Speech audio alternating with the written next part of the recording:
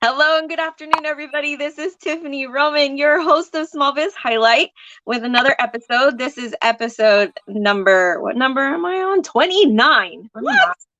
Oh my goodness. We have been at this for a few months now, and I have loved every minute of it, more than I thought I would, actually.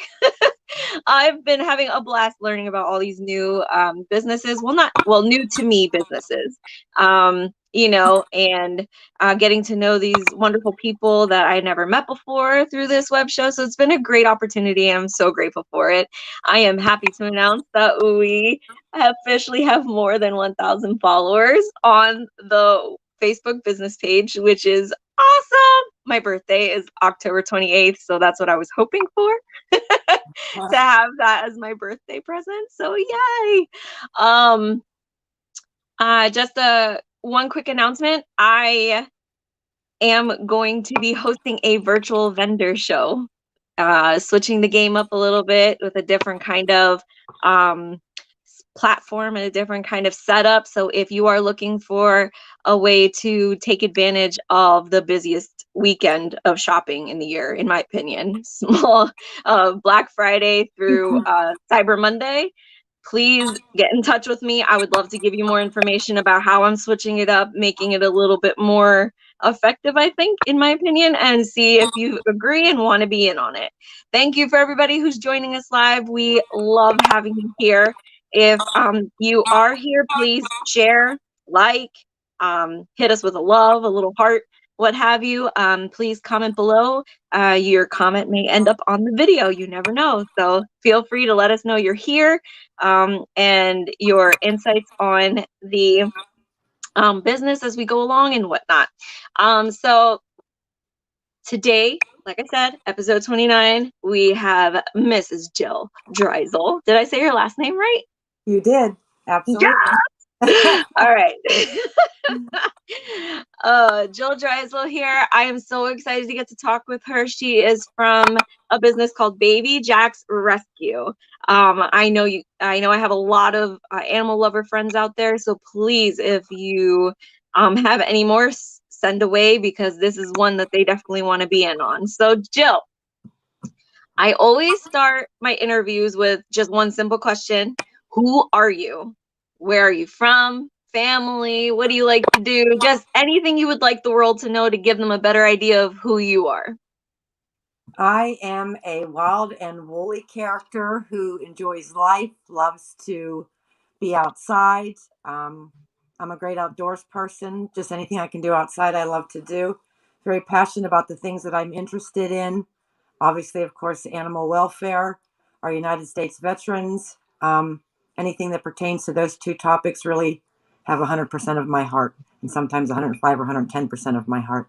I'm originally from a city called Johnstown, which is in Cambria County. It's over towards Pittsburgh. Moved to Northeast Pennsylvania 2014 to, I guess, begin a new adventure, so to speak. And that did not come to fruition. So we've moved on. We're now down in Shippensburg, which is Cumberland County. Okay. Yeah, that's pretty much it. I'm a stay-at-home fur mom because I don't have any human children. Hubby Carlisle, so I just kind of hang here and do my thing and, play with the babies and work on the rescue and different things like that. So. Oh, awesome. Okay. Well, like I said, her business name is Baby Jack's Rescue. Before we get into the business itself, you have to hear the story of how she came up with the name for the business, because I Facebook stalked her a little bit and found out for myself, but I want you to hear it from her.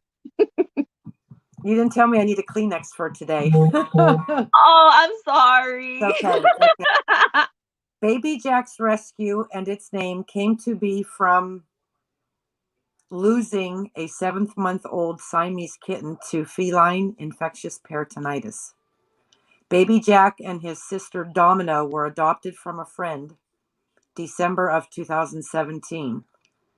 Checkup at the vet. That little boy was still pretty sick from an upper respiratory infection, but they gave him his vaccinations anyway.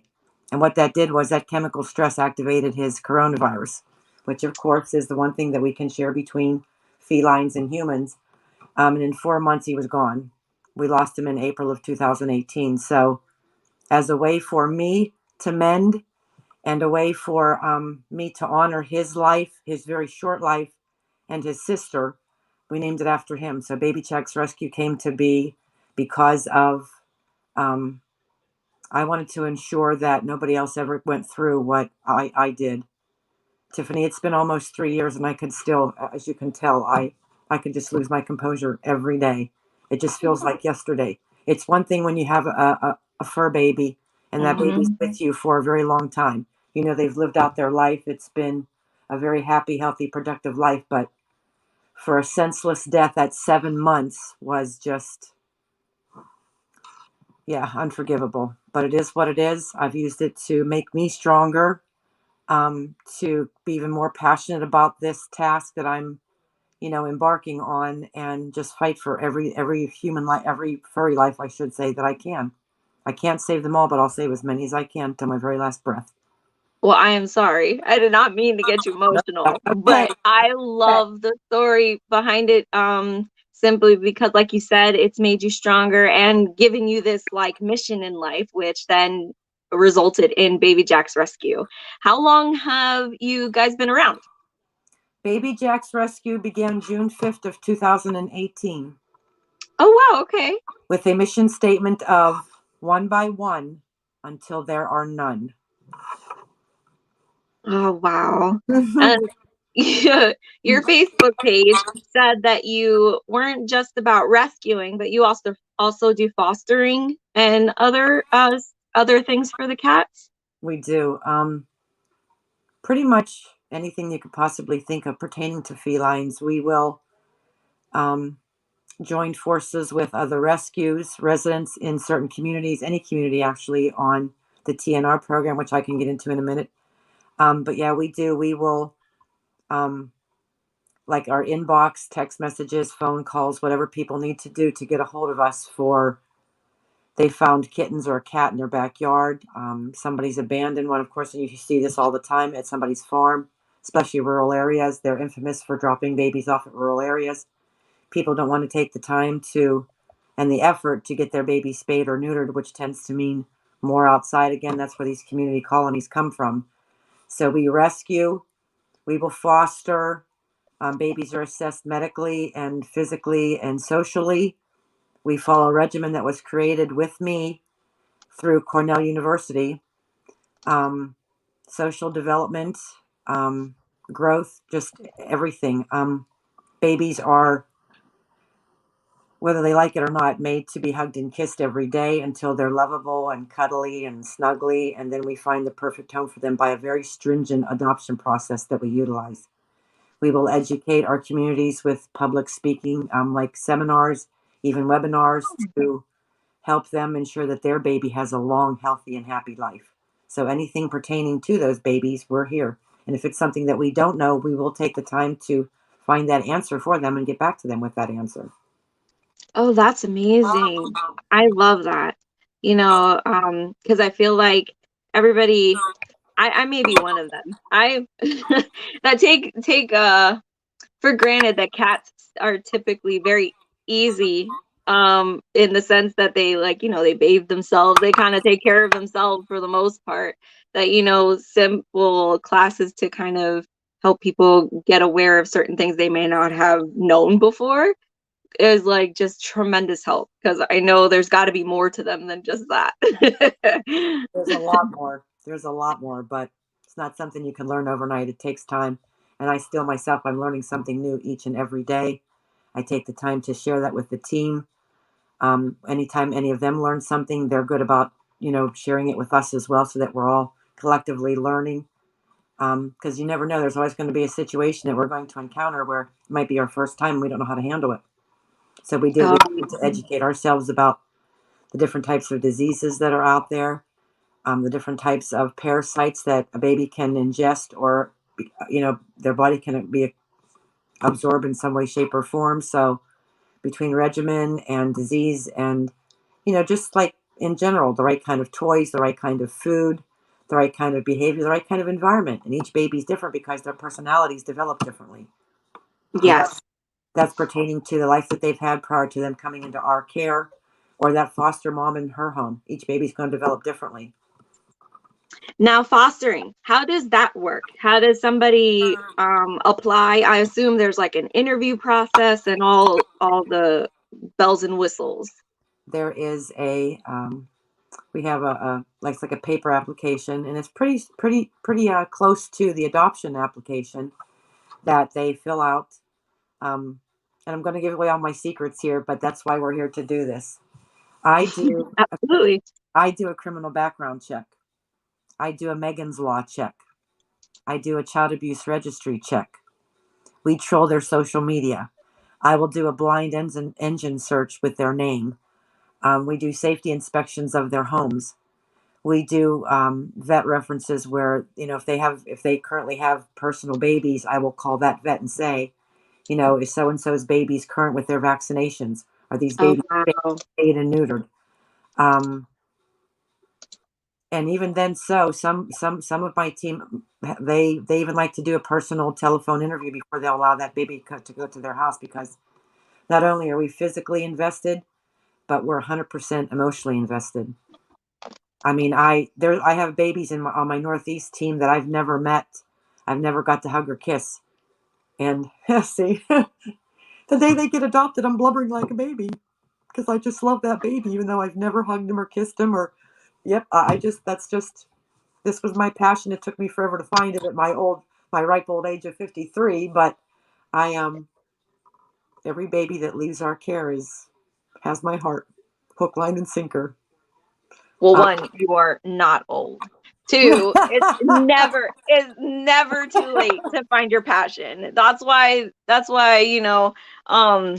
I love hearing stories about people who may not have started out from the get-go with their dream job or business or whatnot, and eventually evolved into it, because that's what we are. We just evolve. And if one of the evolutions that you take is actually finding that one thing that you love and going with it, then you've just pretty much gotten your mission in life. And that is something beyond just having something to do, like a job or something. I love it because I can tell how much passion you have into this, how you get emotional talking about it. And I love that because I feel like there are so many animals, not just cats. There's so many different animals that don't have people that have their backs like you do. And They I'm they so don't have a happy. voice, so we have to be their voice. They can't tell us that they don't like their environment. They can't tell us that they're in pain or that they're sad. They can't tell us that somebody's hurting them. So we have to be their advocate, because nobody else is going to do it for them. Absolutely. And I love that you guys are doing that. And I know that your website said that you are a nonprofit.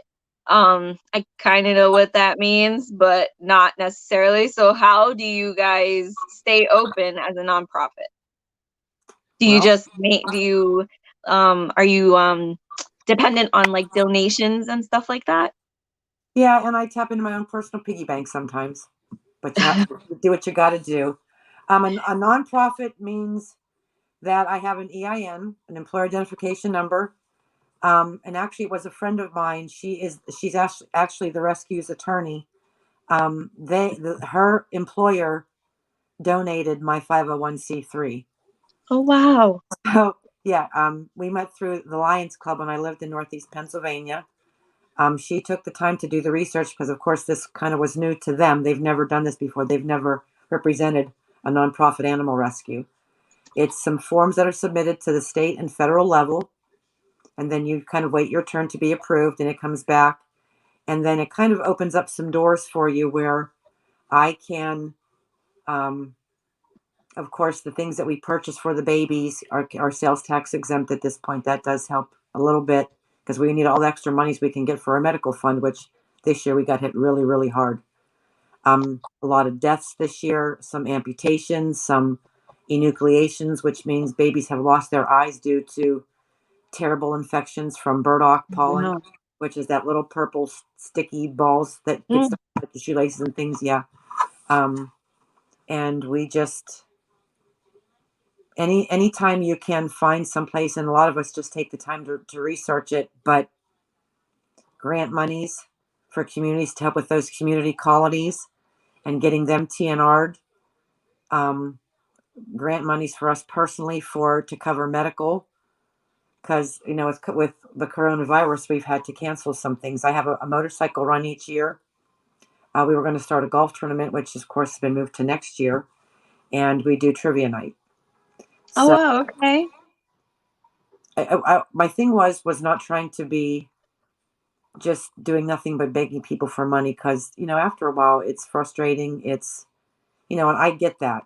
I mean, Absolutely. every spare penny I have I would give, but when you're a 501, it's 501c3 nonprofit, that anyone that does donate, that gives them 100% deduction on their income tax returns, which helps them again a second time, not only to the good feeling of giving to us, but that Hmm. helps them as well financially.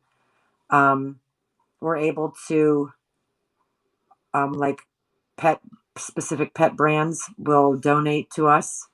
um, Anytime we have an event or an activity, there's some companies that will, like, send you promotional items towards that. But the big thing is the sales tax exemption and being eligible for things like federal grants and state grants. And just, we're all about, like, reading our brains out, because every time you think you might have gone to the bottom of the list, something else is going to pop up. There's going to be something else out there that you're going to come across. So it's a matter of just finding those resources and doing what you have to do to see if you're eligible to do so.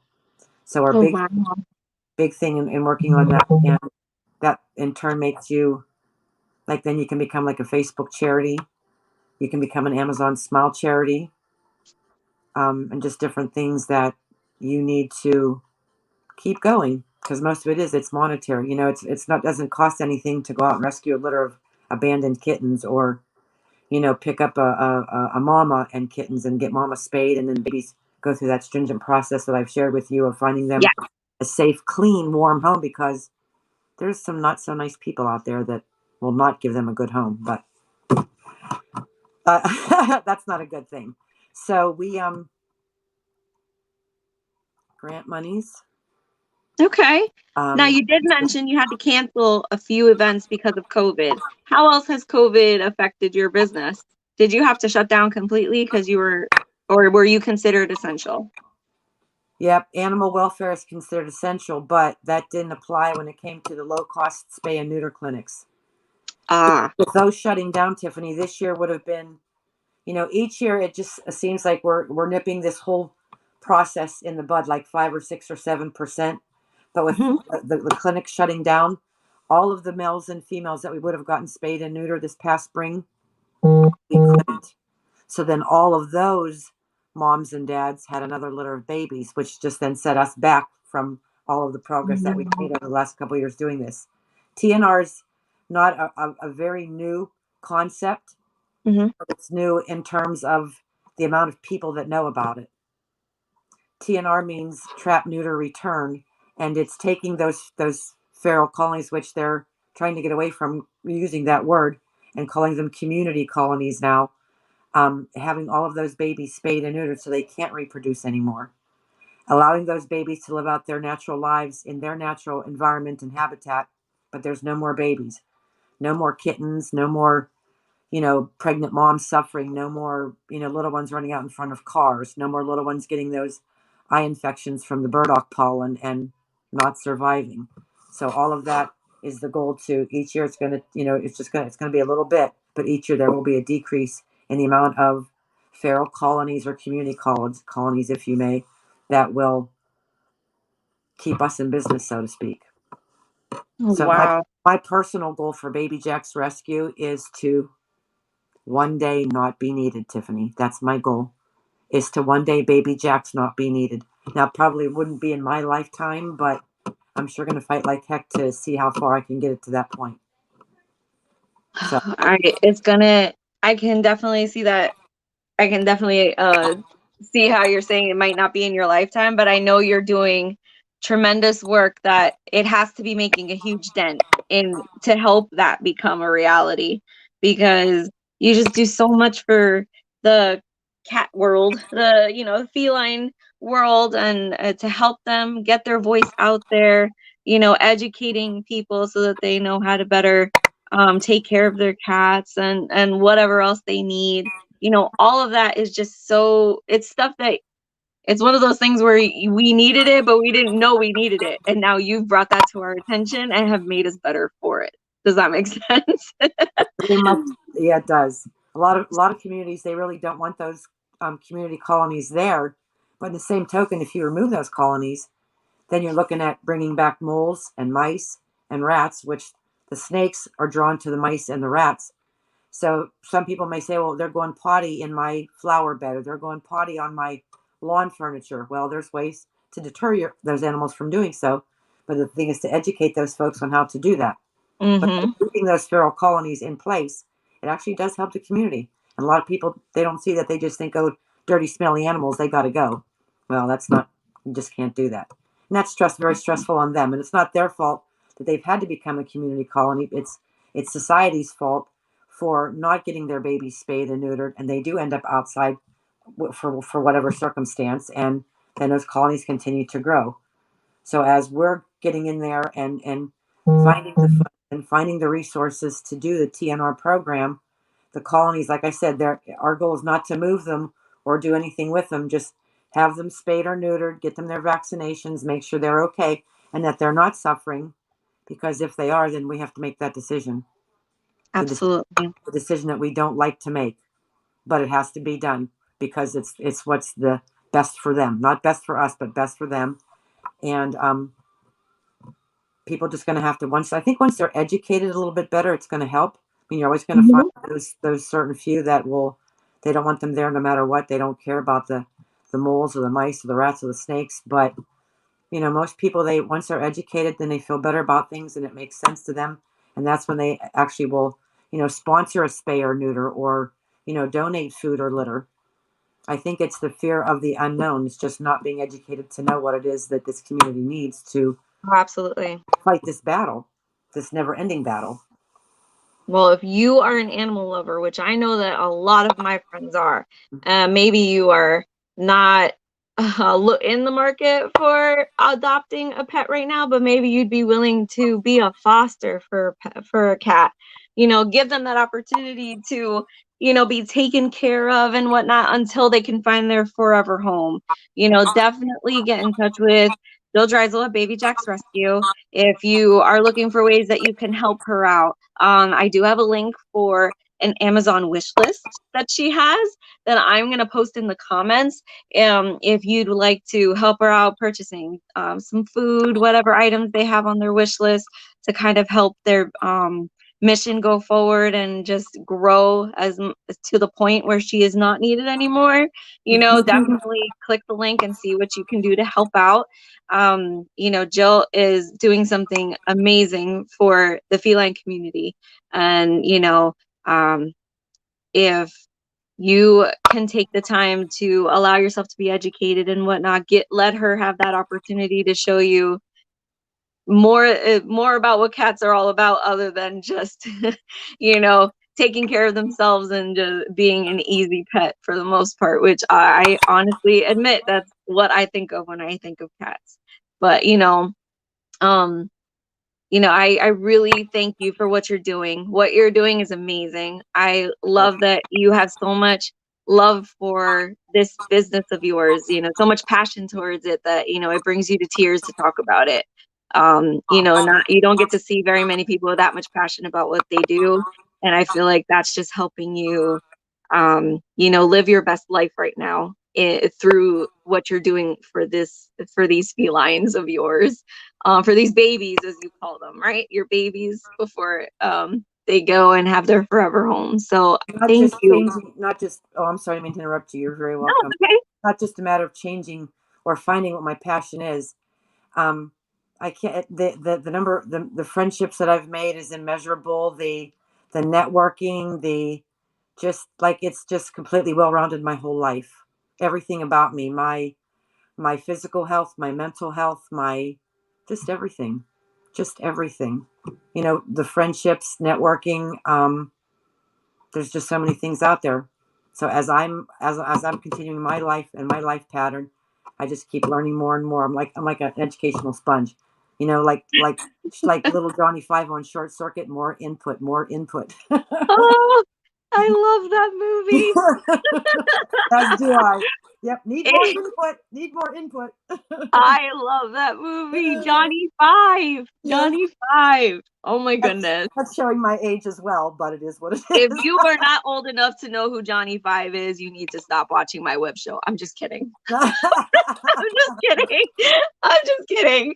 No, but I love Johnny Five. Remember that Yeah. movie? I used to watch it when I was a kid. I loved it. It was With such a Howard great Judy. movie. Oh yeah. But Oh yeah.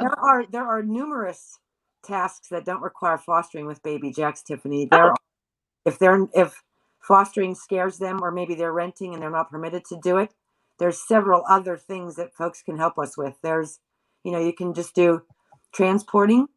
You can join the TNR team. Applications team always needs help trying to get these people, approved or denied. We've got a marketing team. We've got an events committee, which is those folks that help, put the bike run together. They help put the trivia night together. They help put the golf tournament together. So it's not just about fostering. There's lots of other things. oh, Getting absolutely. getting food and supply drives set up at businesses. It's just a matter of putting a decorated cardboard box inside their front door and one of our donation jars on their service counter. So there's, a lot of people, they want to help, but they know they can't foster. Well, fostering is not the only thing about an animal rescue. There's so much more. So Oh, absolutely. public speaking, anything.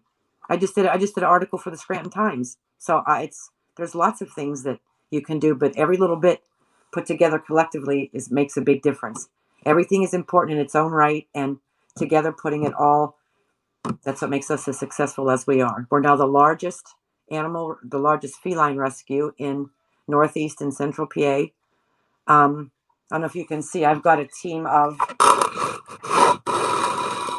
many people there on my map behind me. Oh, okay. Every little flag is a teammate. So we continue to grow. It's kind of like a little loopy there, but just expanding and growing, and we'll just keep fighting the fight till I can't anymore. Oh, But absolutely. hopefully one day I'm not needed, but it probably won't be during my lifetime, and I'll just leave it to the next generation to keep fighting the fight. Well, if you'd like to do your part, contact information is included in the comments. Please contact Jill, see what you can do, what help she needs. Every little bit helps. Simply sharing this video so that the word gets out that they exist and are looking for help, not even that they're looking for help, just educating people that they exist and there's ways to help them is beyond measure right now, and you wouldn't even believe that if I didn't tell you that. But I want to thank you for everybody who stopped by and watched the video live. I really appreciate your time and stopping by.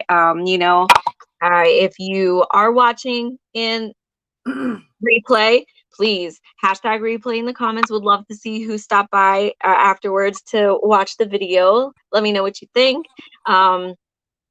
We are here every Monday at 1 p.m. and 6 p.m. to highlight a new business. Give them the opportunity to let you see who the people are behind the business before we dive into what they actually do. I have big things coming up. I'm so overwhelmed by the support that we've received in such a short amount of time. And I love that opportunity translates to businesses like Baby Jack's Rescue getting a little bit more exposure than what they had beforehand. So I really appreciate you taking the time, Jill, to, be on the show and giving me this opportunity to highlight Baby Jack's Rescue. It was an honor. And I appreciate the fact that you allowed us to do this. So this every little bit helps. Oh, absolutely. So with that, I will leave you guys with your reminder to, put your community first, support local, shop small, eat local, the whole shebang, and that includes Baby Jack's Rescue now. But like I said, her contact information is in the comments. It will be, and I will include the link to the Amazon wish list too, if you feel that drawn to, buy something to support the business. Okay. Thank you again, Jill, and everybody have a great day. We will see you later tonight at 6 p.m. Thanks, Tiff.